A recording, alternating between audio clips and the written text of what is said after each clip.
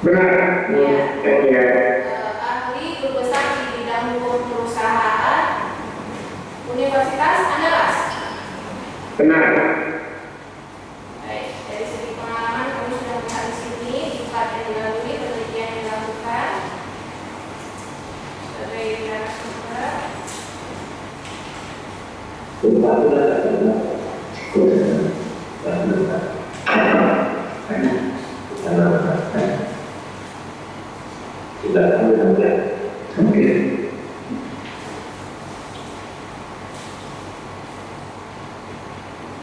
Dan ada surat tugas dari Universitas Andalas bahwasanya ahli akan memberikan keterangan dalam persidangan atas nama perkara Wisnu. Ya. Iya. Ini atas nama satu perkara atau dua perkara penuntut umum? Karena surat tugasnya hanya satu. Ini majelis selalu dua perkara ini. Ya, tapi surat tugas yang kami terima di sini hanya satu perkara.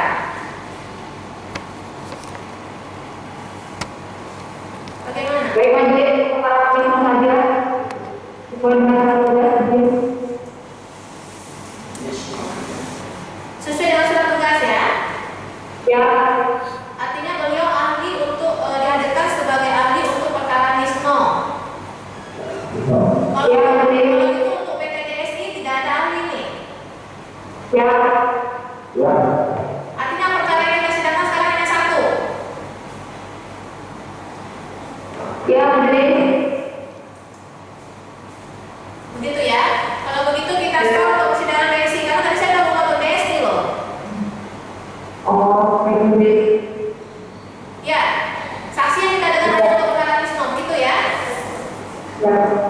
Kalau begitu untuk perkara DSI apa acaranya? Jadi majelis untuk DSI mau dibacakan untuk ahli. Tapi belum untuk beliau ini ya, Pak Busra ya. Belum. Ya, baik kalau begitu terhadap perkara PT DSI saya stop dulu ya. Silakan Bapak di belakang. Karena yang untuk ahli sekarang hanya untuk perkara Pak Wisnu. Ya. Baik penuntut umum, ahli yang dihadirkan ini ahli perdata, ahli apa? Ahli korporasi majelis. Khususnya di bidang apa? Korporasi. Korporasi, perusahaan ya. Ya. Ya, silakan penuntut umum. Ahli izin kami menanyakan yang pertama pengertian korporasi dan yang kedua ketika suatu korporasi ini melakukan tindak pidana silakan bisa dimintakan pertanggungjawaban mohon menjelaskan. Oke.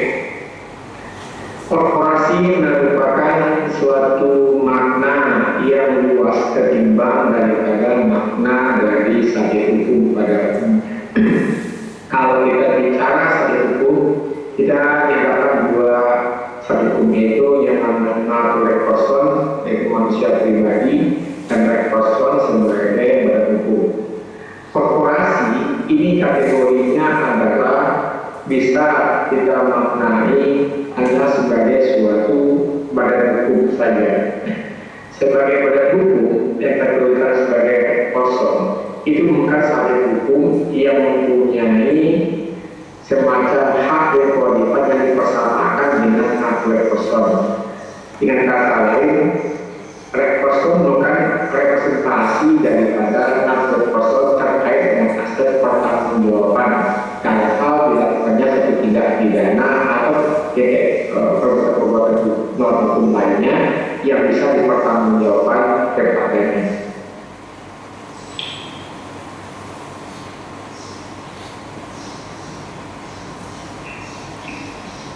Cukup berjaksa? Ya. Baik. Begini, Pak, jika berkenaan ketika suatu korporasi ini melakukan tindak pidana, silakan dapat dimintakan pertanggungjawaban. Pada saat suatu korporasi melakukan suatu tindak pidana, maka berlakulah prinsip corporate liability, pertanggungjawaban korporasi. Kalau kita bicara pertanggungjawaban korporasi, yang akan mempertanggungjawabkan korporasi itu sendiri.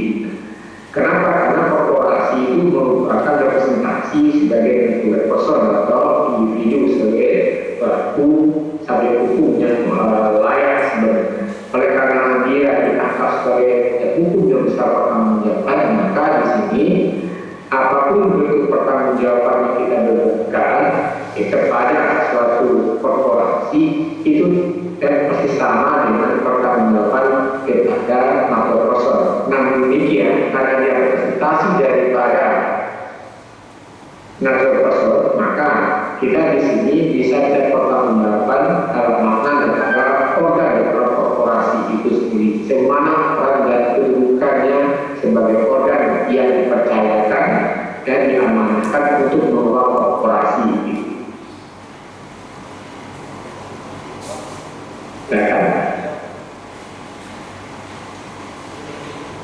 Kalau ini, jadi untuk organ-organ ini seperti apa bisa dijelaskan? Organnya ini, kalau kita mengacu kepada Undang-Undang PT 40.007, kita mengenal ada 3 organ dalam suatu korporasi tersebut. Pertama adalah rapat umum pemegang saham, kedua adalah direksi, dan ketiga adalah dewan komisaris. Hal ini dapat kita lihat dalam pasal 1 ya, ketua umum dalam Undang-Undang 40.007 itu. Namun demikian itu kita mesti bisa membedakan kedudukan dari masing-masing organ yang ada. Bicara tentang rapat umum pemegang saham sebagaimana diatur dalam ketentuan pasal 1 angka 5 kalau salah saya, itu tegas menyatakan perlu adalah segala bentuk kewenangan yang tidak diserahkan kepada direksi dan komisaris.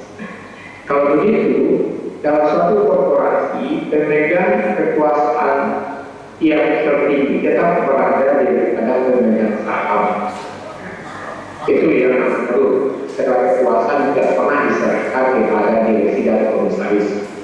Sedangkan direksi itu sendiri yaitu pada pasal 1 angka 6 itu menegaskan dengan organ perusahaan yang diberikan kepercayaan oleh para pengusaha untuk melakukan tindakan yang berkaitan dengan operasional suatu korporasi atau perusahaan itu sendiri. Sedangkan mengenai dewan komisaris itu pasal 1 itu berkaitan dengan adalah pengawasan internal yang dilakukan oleh perwakilan daripada pemegang saham. Itu penting. Karena itu antara organ satu dan organ yang lain itu secara hukum itu saling terkait dalam pelaksanaan dan pengawasan satu korporasi.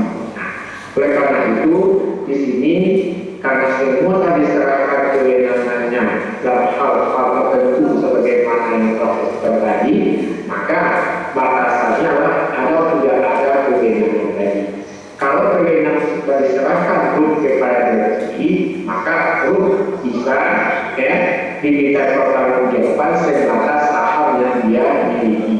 Nah, sama adalah pertanggungjawaban terbatasnya daripada pemegang saham.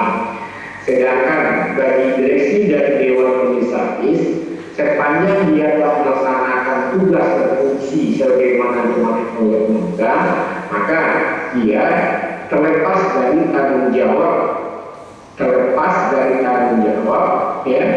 atas segala risiko yang muncul dari perbuatan tindakan yang mengatasnamakan perseroan. Namun demikian, apabila tindakan yang perbuatan tersebut berbatas kewenangan yang diberikan sebagaimana yang diamanahkan oleh produk sendiri, maka dimulai tanggung jawab pribadi selaku direksi ataupun satu dewan komisaris. Dan seterusnya pun juga akan ada aturan lain yang bisa kita bedakan lagi. Nah, dalam hal ini kita akan mengacu kepada berbagai doktrin hukum perseroan korporasi yang mengatur tentang pertanggungjawaban korporasi itu. Di antaranya yang perlu kita perhatikan adalah itu menyebut pasal 3 daripada Undang-Undang Perseroan Terbatas 40.007. Nah, di mana di sana itu suatu pertanggungjawaban terbatas dari pemegang saham itu jadi tidak diberlakukan apabila pertama adalah dewan pemegang saham itu mempergunakan korporasi ya untuk kepentingan pribadi. Ya. Kedua, ya, diantaranya ya, pemegang saham dalam menikmati hasil dari tindak pidana korporasi itu sendiri. Ya, ketiga adalah apabila ya pemegang saham ya melakukan intervensi dalam hal beberapa tindakan yang dilakukan oleh korporasi. Nah, di sana tidak berlaku lagi sifat pertanggung terbatas selaku pemegang saham. Begitu pula dengan direksi juga bisa kita minta pertanggung bukti kalau terbukti direksi itu memperbatas kewenangan disebut dengan ultra vires, suatu kegiatan tindakan dapat direksi yang memperbatas kewenangan yang akan bentuk atau akan pakai undang-undang. Dan sebaliknya bagi di Dewan Komisaris itu juga ada kewajiban-kewajiban yang dilaksanakan sepanjang itu ya, sesuai dengan apa yang menjadi tanggung jawab dan peran dia sebagai direksi, sebagai Dewan Komisaris. Di antaranya bisa dipertanggungjawabkan nanti adalah kalau di Dewan Komisaris tidak melaksanakan fungsi dia sebagai pengawas internal dan dia juga tidak memberikan nasihat atau pengawasan baik di kita ataupun tanpa diminta oleh dia oleh direksi. Seperti itu.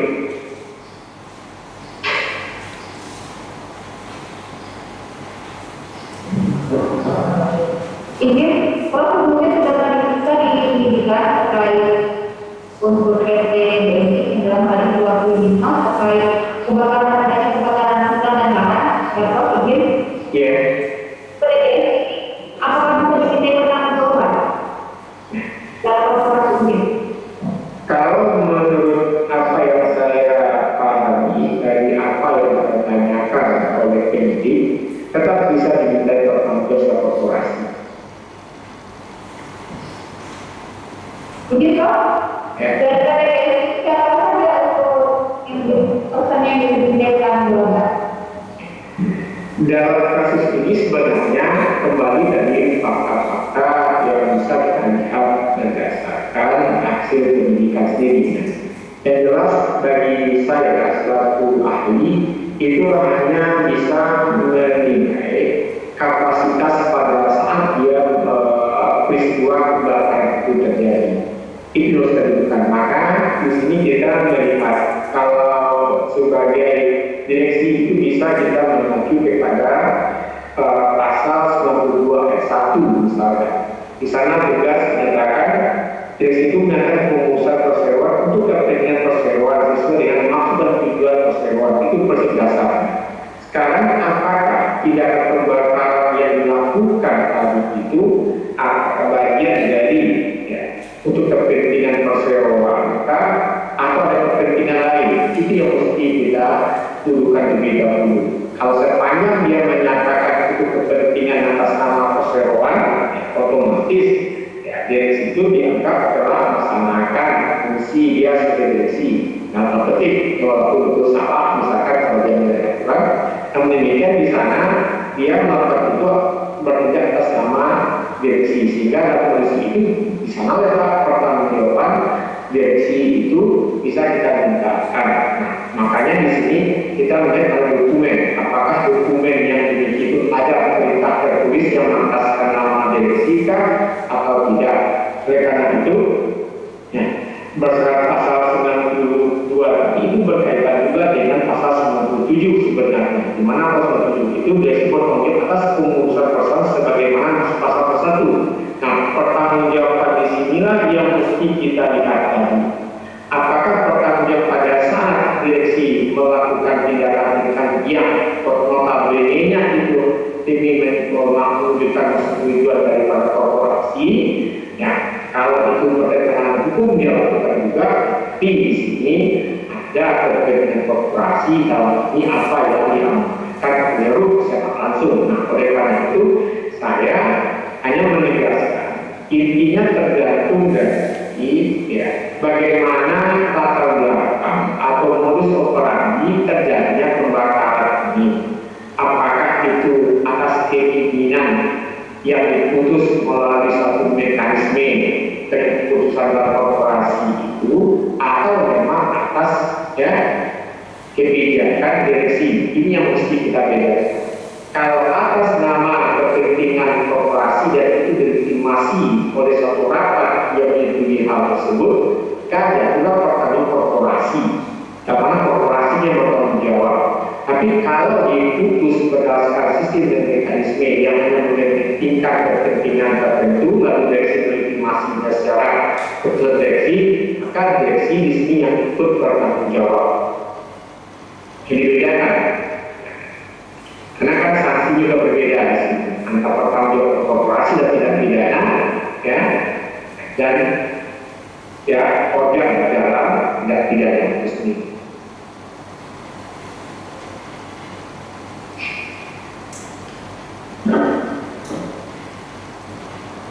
Ini kok berdasarkan ada akta jika ada rapat pembentukan BRI sudah dikeluarkan dalam akta notaris tanggal 20 Juli 2019, di mana di situ ada persetujuan perubahan anggaran dasar PTDSI. Untuk susunan direksinya adalah Direktur Utama Saudara Jatei, Direkturnya Saudara Wisno, dan komisarisnya adalah Saudari Heriani. Terkait adanya tindak pidana kebakaran hutan dan lahan, untuk penanganannya dalam hal penanganan kebakaran yang sudah terjadi dalam hal ini, siapakah yang bisa diminta tanggung jawab? Karena dalam pemeriksaan sidang yang sudah lalu, persoalan sendiri ini untuk orang-orang yang memberikan perintah itu adalah terdakwa Wisno di lapangan untuk melakukan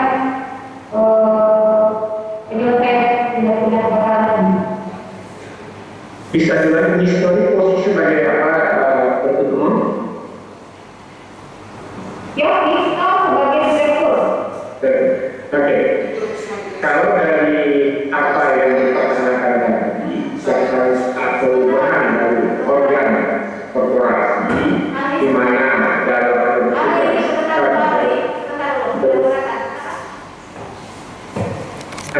Saya keberatan atas pertanyaan jaksa yang menyimpulkan bahwa Wisno yang memerintahkan kebakaran gitu. Itu baru minta pendapat jaksa ke ahli. Untuk memerintahkan kebakaran, Pak, dalam melakukan penanganan kebakaran, tidak ada diberikan kaitan memerintahkan kebakaran, nggak ada. Untuk penanganan kebakaran yang sudah terjadi, pemadamannya diperintah dilakukan adalah bukan Keberatan memerintahkan bahwa kan gini, kan ada terjadi kebakaran lahan yang bertanggung jawab korporasi sebagai ahli. Nah, jaksa menyatakan Wisno memerintahkan maka bisa dipertanggungjawabkan. Gitu. Saudara tadi menyatakan Wisno memerintahkan untuk pengendalian pemadam kebakaran seperti itu. bukan memberi izin Rafaela dalam hal penanganan sudah terjadi kebakaran, pemadaman itu dilakukan sebenarnya dengan pertimbangan orang PT dalam hal itu melakukan pemadaman kalau terjadi kebakaran, bukan memerintahkan kebakaran.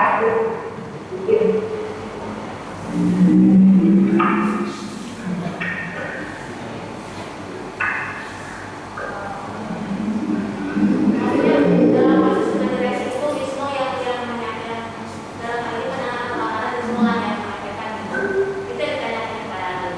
Berkata bukan memerintahkan bahasanya. Kalau memadamkan benar yang memerintahkan penanganan kebakaran, tapi pertanyaan jaksa seperti Wisno yang memerintahkan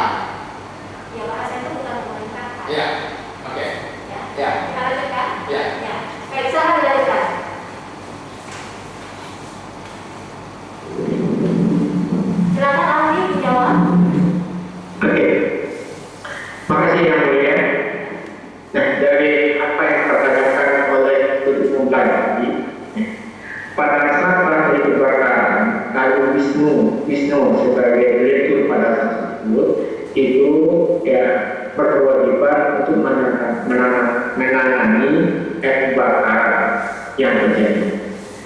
Di sini tentu kita harus mengacu juga kepada satu standar dalam penanganan suatu kebakaran.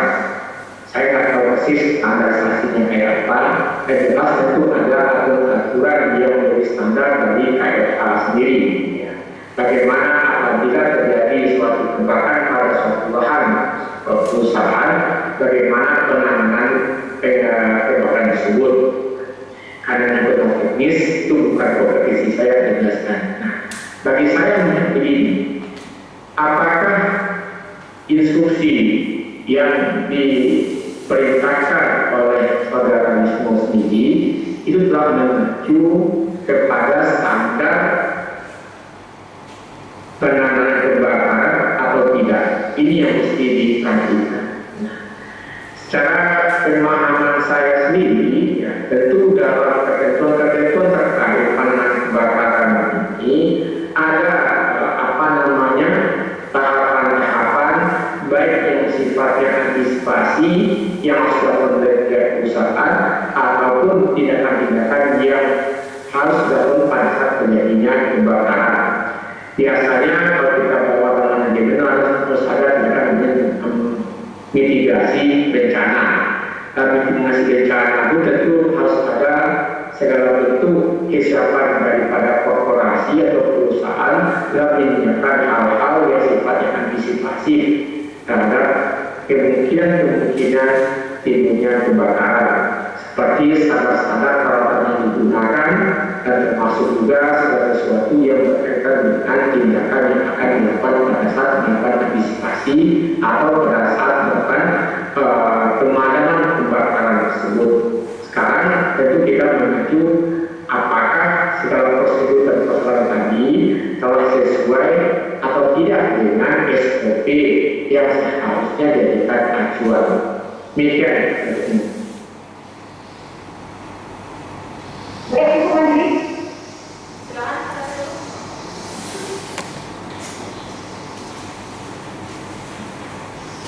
Saudara ahli, Ya. dalam jawaban saudara di BAP penyidikan, saudara menyatakan bahwa usaha perkebunan yang membuka dan atau mengelola lahan dengan cara membakar itu poin nomor 8. Halaman berapa itu yang mulia? Halaman 3. Pertanyaan saya halaman 4, tapi nomornya di halaman 4, pertanyaan 8. Jawaban saudara, lahan dengan cara membakar. Pertanyaan nomor berapa yang mulia? Nomor 8. Pertanyaan penyidik, apakah saudara mengetahui yang dimaksud dengan tindak pidana pembakaran lahan? Saudara jelaskan. Yang dimaksud ya, ketemu? Ada. Ya.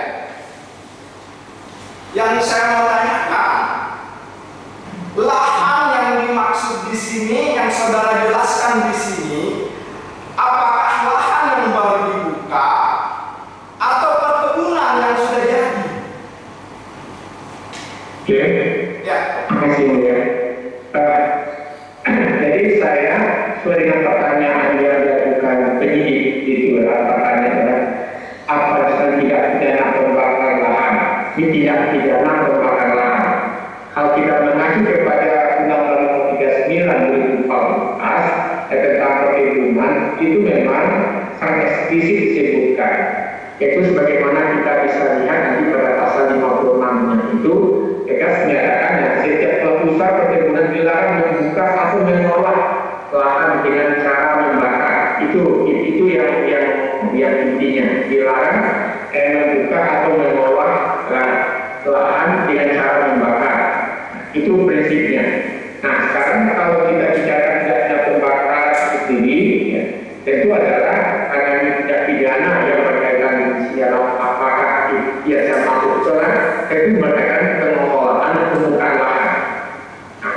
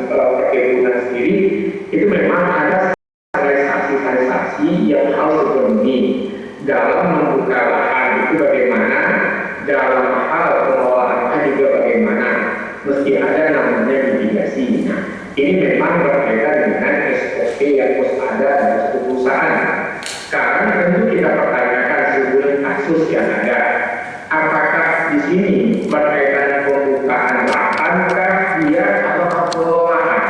Nah, kalau dia bukan pembukaan lahan dan pembukaan lahan atau pengelolaan lalu dilakukan untuk pembakaran, itu bertentangan dengan aturan 56 ayat 1. Nah, cuma saya pada statementnya menyatakan tentu kita harus membuktikan apakah kebakaran tadi itu merupakan satu tindakan yang bermula dari pembakaran kan, atau bagaimana. Ini yang saya harus kita buktikan.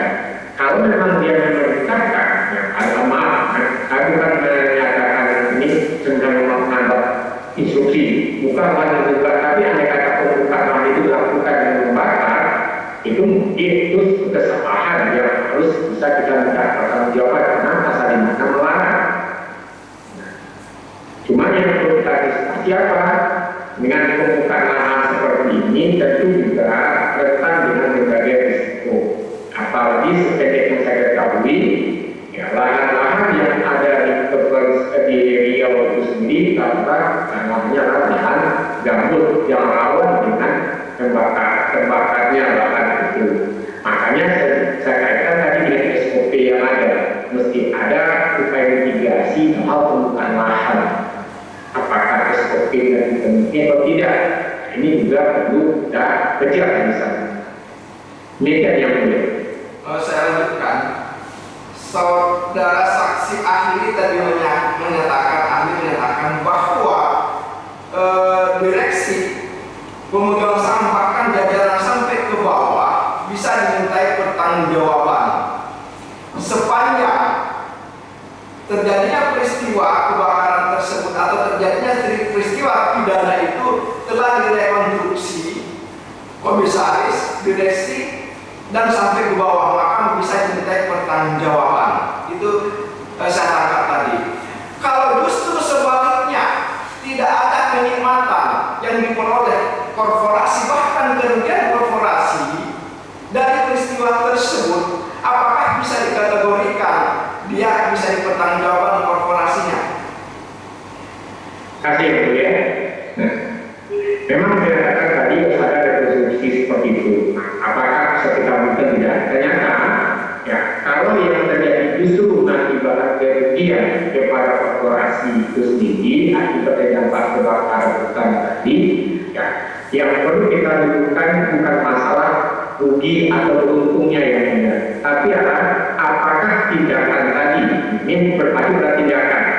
Nah, apakah tindakan itu bisa kita buktikan sebagai tindakan yang dapat kita kategorikan satu tindakan pembakaran, atau memang suatu peristiwa alam yang disebabkan karena faktor cuaca misalkan. Ini mesti kita bedakan. Nah, kalau memang kita terbukti bahwa tindakan ada tindakan manusia dalam adanya membakar misalkan, nah itu berarti kita harus melihat tindakan itu bisa atas nama kelalaian kan namanya, bisa atas nama ya ada kesengajaan. Nah, itu dampaknya ini yang perlu dampaknya ini yang mungkin bisa kita lihat. Apakah dampaknya justru akan dihentikan sendiri atau sebaliknya.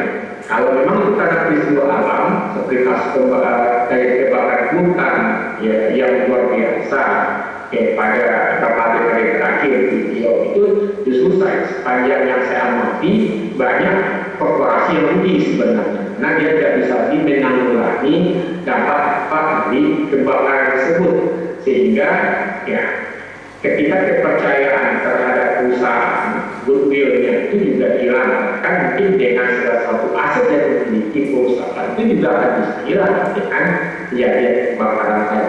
Begitu ya. Oke, saya lanjutkan yang mulia.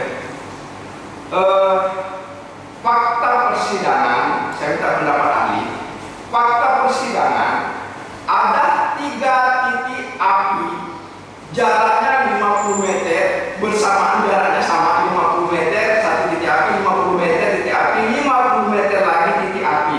bersamaan waktunya, bersamaan besarnya. Apakah itu menurut ahli terbakar karena alam, cuaca, atau ada unsur sengaja dilakukan pembakaran? Penasihat hukum ya, ini ahli korporasi. Ya, Korporasi. tidak berkaitan dengan korporasi, kan penyitaan pidana tidak ada hubungan dari masa kebakaran perkebunan pengelolaan. Kan ini kan korporasi yang menjaga kebunnya, kan sudah di kebun, ternyata jadi api. Ya, 3 menandakan yang sama dengan api yang volume besarnya sama. Nah, apakah ada itu unsur menurut saksi kepentingan dari korporasi? Karena itu maksudnya. Jadi majelis kalau keberatan, ahli yang bisa kita terkait korporasi. Silakan ahli dijawab kalau ahli mau menjawab, memberikan pendapat. Enggak, ini kalau menilai apakah itu dibakar, enggak, itu saya nggak punya kompetensi yang mulia. Itu masalah teknis betul ya. Saya nggak paham karena kan ada beberapa lain yang mesti saya perhatikan dari sana. Tadi ahli menyatakan bahwa yang perlu dibuktikan di sini apakah adanya kelalaian yang disengaja oleh korporasi sehingga korporasi diminta pertanggungjawaban, atau memang adanya struktur yang disengaja demi kepentingan untuk korporasi. Itu yang akan dibuktikan dalam persidangan, baru bisa dipersalahkan. Itu keterangan ahli tadi. Benar atau salah? Benar. Cukup majelis sekalian. Saudara ahli,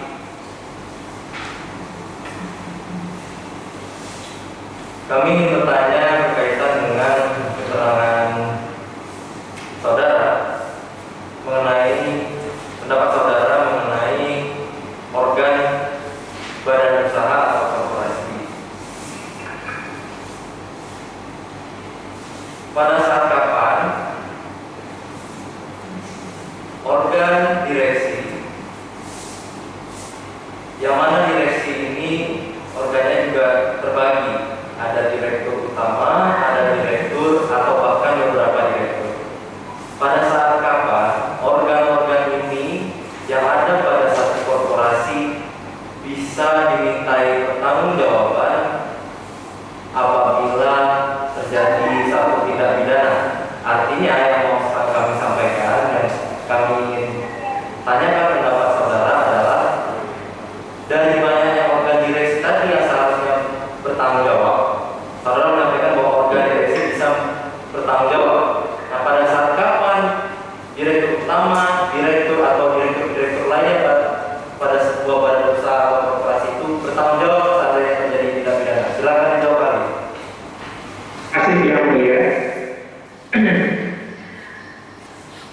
Suatu organ baru bisa kita pertanggungjawabkan apabila organ yang bersangkutan itu melakukan yang disebut tindakan ultra vires. Ultra vires ini suatu doktrin yang tidak kenal dalam hukum perseroan, yaitu tindak-tindakan yang dilakukan oleh direksi melampaui batas kewenangan yang ia miliki. Termasuk yang dia miliki. Lalu bagaimana halnya dengan adanya struktur yang melekat kepada direksi tadi, yang kita lihat dalam suatu organ perseroan atau korporasi itu, direksi itu pun juga dibagi, ada direktur utama, direktur keuangan, dan seterusnya, tergantung dari jumlah direktur yang ada. Ada suatu hal yang perlu kita perhatikan, ya. Direksi itu sifatnya adalah kolektif kolegial. Tindakan yang diambil dari direksi itu bersifat adalah kolektif kolegial. Arti kata adalah apa yang telah diputus direksi itu bukan keputusan bersama, bukan keputusan bersifatnya jabatan. Karena dia itu operasional, dia bertanggung jawab tidak, tapi adalah sifatnya kolektif kolegial. Maka dalam undang-undang PT kita tegaskan, direksi adalah organ yang mewakili perusahaan berkaitan di luar pengadilan. Itu bahasa saya. Di sana ada kata kolektif kolegial. Nah, oleh karena itu, apakah kita bisa memisahkan nanti siapa yang bertanggung jawab peristiwa, tentu sebenarnya kalau kita urai lebih lanjut, ya bukan tidak mungkin bisa saja, tapi kalau secara teori tetap saya menegaskan prinsip pertanggungjawaban hak kolektif kolegial, kecuali memang bisa dibuktikan kewenangan yang terbatas yang dilakukan oleh seorang direksi. Itu pertama. Yang kedua, tindakan-tindakan ultra vires sekalipun itu masih ada dalih dalam suatu korporasi untuk membenarkan, masih ada. Namanya adalah just and rule. Arti-kata adalah setiap orang memang ada doktrin menyatakan seorang direksi itu bisa dibebaskan dari pertanggungjawaban atas tindakan yang diambilnya apabila direksi yang bersangkutan itu bisa membuktikan bahwasanya tindakan yang dia lakukan dan dia putuskan merupakan tindakan yang sepantasnya dan patut dilakukan sesuai dengan pengelolaan suatu korporasi, suatu pengelolaan aktivitas usaha tadi. Ini bukannya apa adalah supaya patut dan pantas dalam pengelolaan suatu korporasi, bukannya kepatutan dan kepatutan. Oleh karena itu, di sini seorang direksi ataupun manajemen tertentu yang dianggap telah melakukan namanya ultra vires tadi, untuk membuktikan tindakannya itu adalah tindakan yang pantas atau patut, itu melalui apa? Mekanisme di mana direksi yang bersangkutan diberikan kesempatan untuk menjelaskan tindakan dan perbuatan yang dia lakukan itu di depan grup. Lalu gruplah yang akan menilai tindakan dan perbuatan tersebut dianggap sesuai atau tidak sesuai dengan kepantasan dan kepatuhan dalam hal pengelolaan satu korporasi tadi, terutama menurut dampak yang ditimbulkan. Seandainya dianggap pantas dan patut untuk dilakukan, ternyata berisiko terhadap korporasi itu sendiri, maka di sini yang bersangkutan secara pribadi dilepaskan tanggung jawabnya. Yang muncul pertanggungjawaban korporasinya atas dampak yang muncul, bukan lagi atas dampak tindakan atau perbuatan atas instruksi pribadi tadi.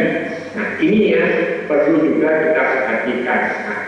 Oleh karena itu, untuk menentukan siapa yang akan bertanggung jawab, memang itu kembali kepada mekanisme pembuktian akan suatu perbuatan. Bagaimana secara hukum? Kalau kita bicara kepada aturan hukum yang berkembang hari ini, pada doktrin-doktrin yang ada, di sanalah ketika adanya doktrin hukum, kalau dia berbatas, dia bisa tidak dipertanggungjawabkan.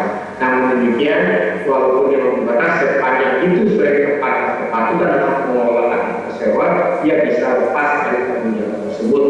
Yang menentukan tetap adalah suatu mekanisme internal mereka atau grup. Terima kasih. Kami ingin mendalami lagi tentang pendapat saudara bahwa direktur operasional bukan serta-merta bertanggung jawab. Artinya dari pembagian tugas yang ada pada direksi, karena sifat dari direksi itu adalah kolektif kolegial, maka pertanggungjawabannya pun kolektif kolegial. Benar demikian pendapat saudara Ali? Benar. Kita hubungkan dengan pendapat saudara mengenai bahwa seorang direksi apabila dia melakukan tindakan yang melampaui kewenangan yang di dalam doktrin hukum atau teori yang berkembang itu dikenal dengan ultra vires, itu harus dipertanggungjawabkan tentang patut dan pantas dari tindakan yang diambil tersebut. Apabila dia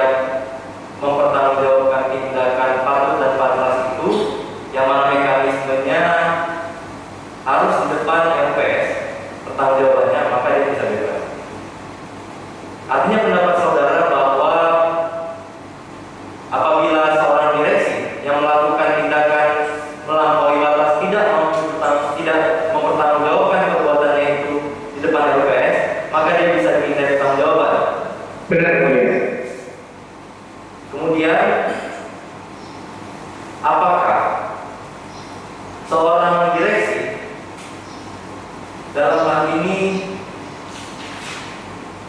tidak ada mekanisme lain selain di depan LPS untuk melihat apakah dia yang harus bertanggung jawab atau tidak tentang ultravirusnya. Sebenarnya secara hukum masih ada satu lembaga yang bisa kita gunakan.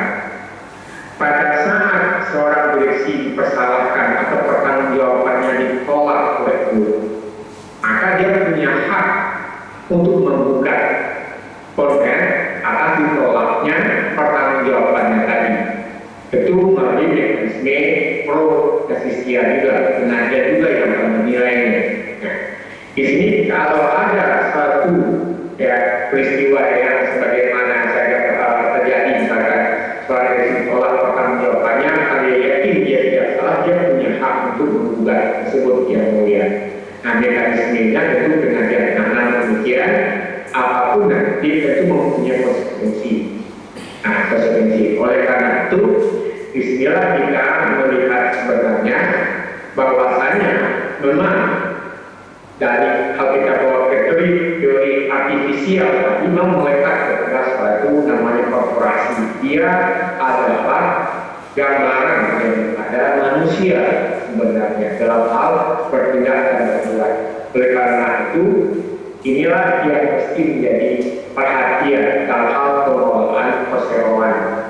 Hanya dalam pengelolaan perseroan itu tentang prudensial prinsipal itu harus dijadikan ukuran. Itu hati-hatian. Itu yang Baik, pertanyaan terakhir dari saya tentang apakah direksi dalam hal ini yang tadi sifatnya kolektif kolegial, apabila ada satu orang direktur yang mengambil keputusan secara sendiri atau tanpa adanya mengambil keputusan secara kolektif kolegial, maka itu bisa dijadikan tolak ukur untuk meminta pertanggungjawaban kepadanya apabila terjadi satu tindak pidana. Yang kedua, saya sekali luruskan saja biar kita lebih efektif. Apakah ultravirus ini juga berlaku dalam hal, karena dalam tindak pidana itu kalau kita melihat teori kesalahannya itu terbagi dari sengaja dan lalai. Maka apabila sebuah tindak pidana terjadi baik yang disengaja atau lalai, ini juga masuk ke dalam, artinya kelalaian juga masuk ke dalam kerangka ultravirus, tidak hanya dalam konteks sengaja. Jadi ada dua pertanyaan saya, saudara ahli. Jadi yang pertama adalah apabila tidak diputuskan atau diambil keputusan secara kolektif kolegial, ada salah seorang direksi yang mengambil keputusan, apakah dia bisa diminta pertanggungjawaban? Atau yang kedua adalah kerangka ultravirus ini juga untuk tindak pidana dalam kategori kesalahan baik yang disengaja ataupun yang lalai. Silakan dijawab. yang mulia. Ya. Jadi apabila seorang direksi mengambil keputusan tanpa mekanisme internal daripada direksi itu sendiri, hanya diputuskan oleh direksi utama saja, maka berlakulah sifat pertanggungjawaban pribadi misalnya. Ya, direktur atau direksi yang bersangkutan dia akan mempertanggungjawabkan. Itu pertama. Yang kedua, terkait dengan kelalaian, apakah kalian tadi itu bisa dikategorikan sebagai ultravirus? Tidak bisa kelalaian dikategorikan sebagai ultravirus. Kenapa? Dalam konteks hukum perdata telah dijelaskan apabila seorang tidak melaksanakan tugas dan kewajibannya sebagaimana mestinya, maka atas kelalaian dia tadi tidak melaksanakan tugas dan kewajiban mestinya ini bisa diberi pertanggungjawaban. Dalam hal ini apabila direksi yang tadi melaksanakan tidak melaksanakan tugas dan kewajibannya, memang dalam konteks hukum perseroan direksi yang bersangkutan itu bisa kita mintai pertanggungjawaban, bisa kita bertanggung atas kelalaiannya tidak melaksanakan tugasnya sebagaimana mestinya. Bisa. Tapi kata itu bukan ultravirus. Itu bukan ultravirus, tapi tetap bisa dimintai pertanggungjawaban pidana. Tetap dimintai pertanggungjawaban karena dia telah lalai melaksanakan tugas dan fungsinya. Begitu pendapat saudara ya? Ya. Penuntut umum bisa melihat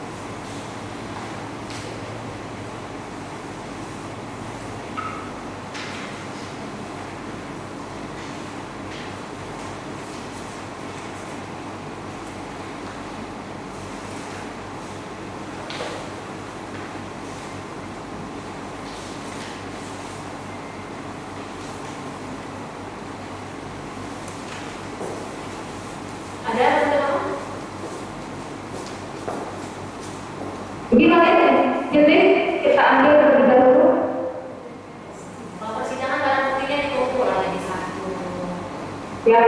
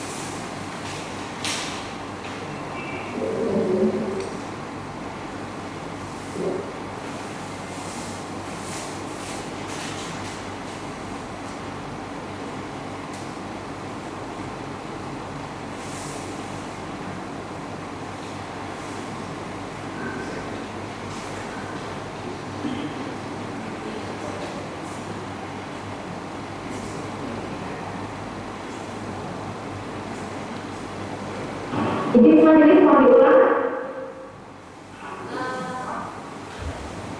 Bukti mengenai susunan organisasi, struktur organisasi, susunan struktur organisasi PTDS. Ada?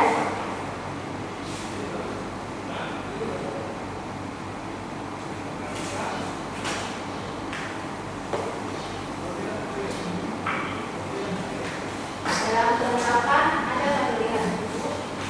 Penetapan tanggal 11 Agustus. Ya,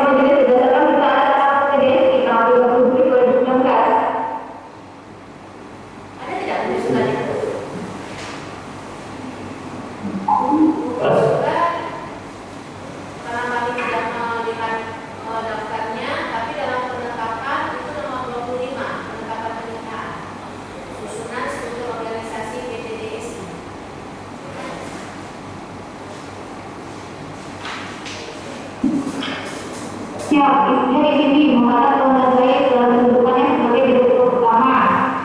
Ada di situ ya. Ada ya. Kita ini sebagai Itu direktur utama. bagaimana susunan organisasinya terhadap direksi? Bisa saudara bacakan, karena barang bukti ada sama saudara. Siapa jenis di sini untuk struktur organisasinya untuk Direksi ya, susunan direksi. Ya.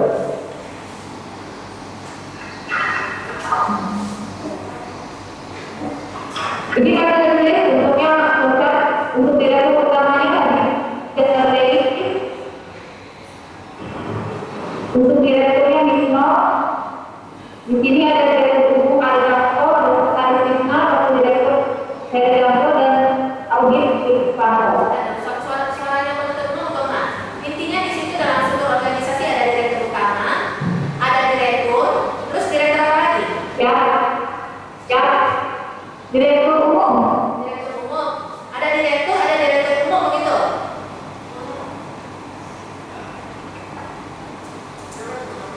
Penuntut umum,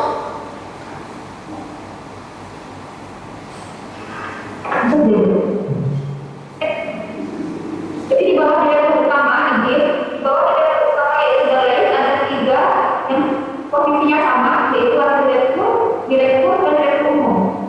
Posisinya sejajar. di bawah direktur utama ada 3 direktur. Ya, Direktur umum, direktur dan direktur apa? wakil direktur. Wakil direktur. Ada direktur umum dan wakil Wakil. direktur. Wakil direktur, ya. Baik. Ahli, mungkin ini hal sederhana Iya. yang kami tanyakan. Apabila dikaitkan dengan pasal 98 ayat 1, direksi mewakili perseroan ke luar dan ke dalam dan keluar pengadilan. Kalau susunan direksi yang seperti yang disampaikan tadi oleh penuntut umum, dalam susunan direksi itu ada direktur utama, ada direktur umum, dan wakil direktur. Yang berhak untuk mewakili perusahaan keluar dan ke dalam pengadilan siapa? Dalam struktur organ perseroan sebagaimana yang disebutkan tadi yang mulia, dalam ketentuan tetap yang berhak mewakili keluar di dalam adalah direktur utama. Namun demikian, direktur utama bisa mendelegasikan kewenangannya kepada masing-masing anggota direksi yang bersangkutan. Biasanya itu tergantung dari sejauh mana kompetensi persoalan yang akan diwakili. Biasanya itu dituangkan dalam bentuk surat kuasa.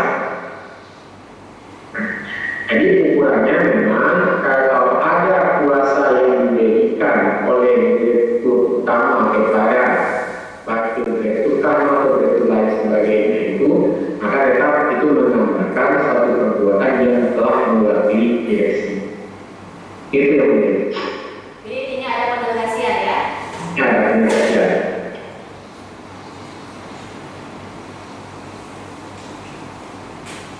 Selain dalam bentuk kuasa, pendelegasian ini dalam bentuk apa lagi ya?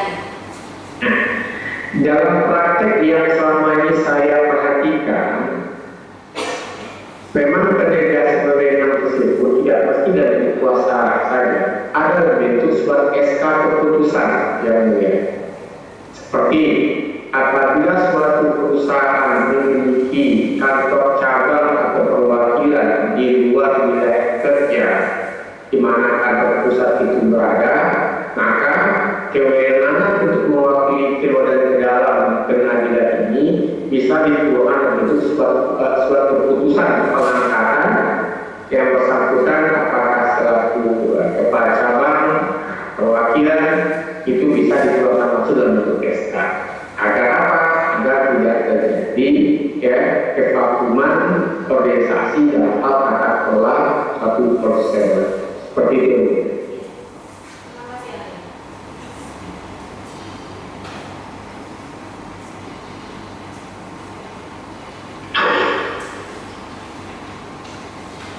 Pak penuntut umum masih ada yang disampaikan yang ditanyakan?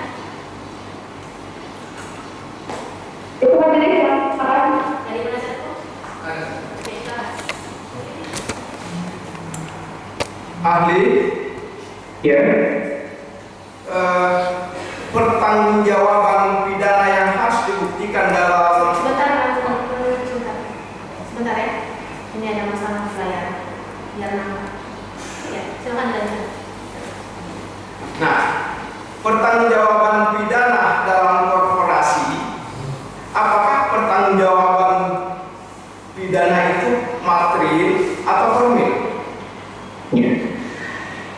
Baik, ya. Kalau kita bicarakan apakah itu perkara pidana material atau formil, ya, tentu kita mesti melihat ya, kalau material itu suatu hal berkaitan dengan tugas dan kewajiban yang diatur sebagai berupa sebenarnya. Kalau formil tentu melaksanakan tindak-tindakan operasional. Nah, oleh karena itu tidak tentu kemungkinannya tidak pertanggungjawaban ini bisa merupakan gabungan dari material dan formil, tergantung dari tindak pidana yang terjadi.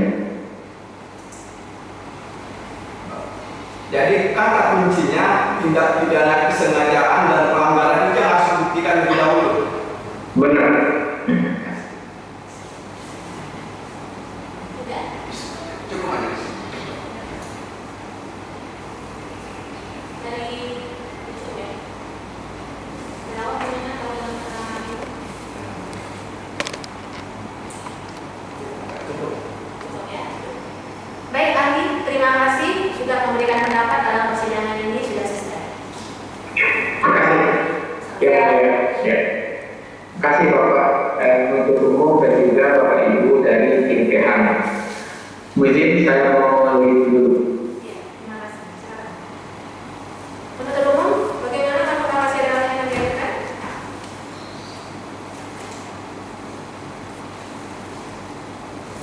Penuntut umum.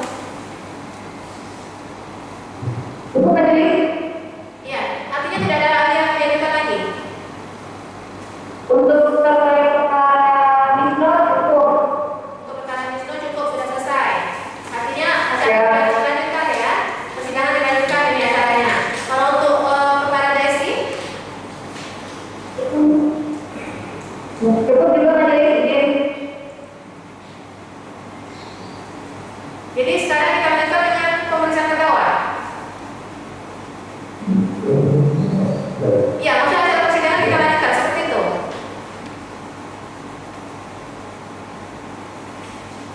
Karena tadi kita sudah terlanjur membuka berkas perkara 2. Ternyata yang sudah lanjutkan yaitu satu perkara. Ya, ya majelis saling tanya dapat. Ya, artinya untuk perkara perusahaan, korporasi kan tidak ada pengajuan ahli hari ini ya. Ya, Ya. Kalau itu skor dicabut sudah dilanjutkan, silakan dari PPDSI.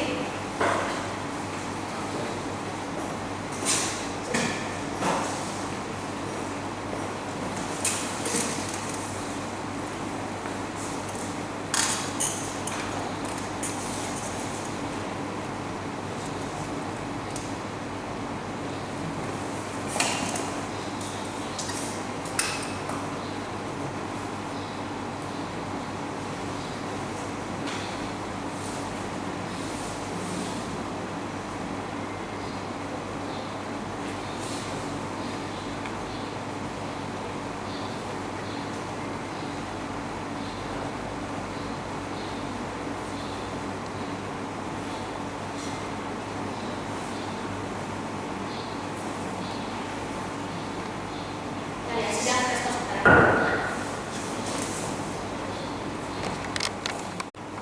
Iya, berapa orang?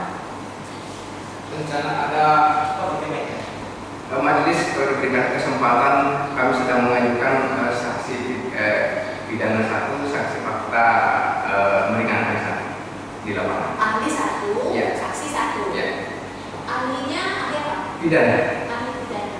ya, Sudah dikonfirmasi? sudah dikonfirmasi. Mohon waktu 1 minggu. 1 minggu. Maksudnya begini, kalau bisa kita buat itu di hari persidangan yang sama. Jadi langsung kita bisa ketawa, kita bisa Ya. saksi, kita masuk. Ya. Sudah dia ada.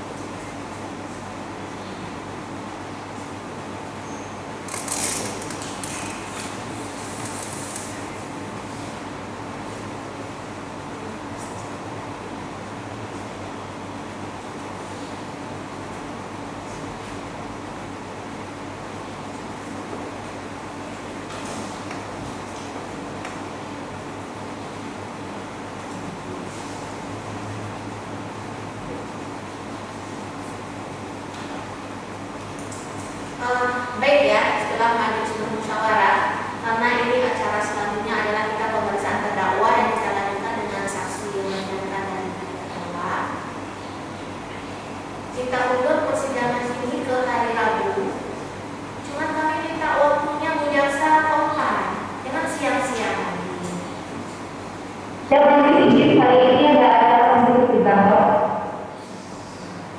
Rasanya minggu lalu juga begitu, kita juga mulai dah siang. Malah Ya. siang lagi dari ini. Malah ketika ikut kita untuk ke hari Rabu bisa tidak makan. Sepakatan. Karena percuma kesepakatan kita buat, tapi kalau ternyata pelaksanaannya juga molor-molor.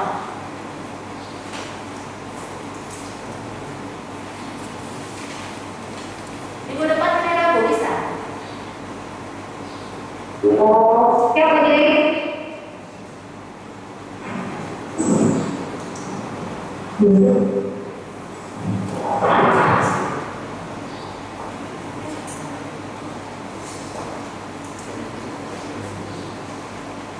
Sebentar dulu, kamu tuh ada kakak? Lagi.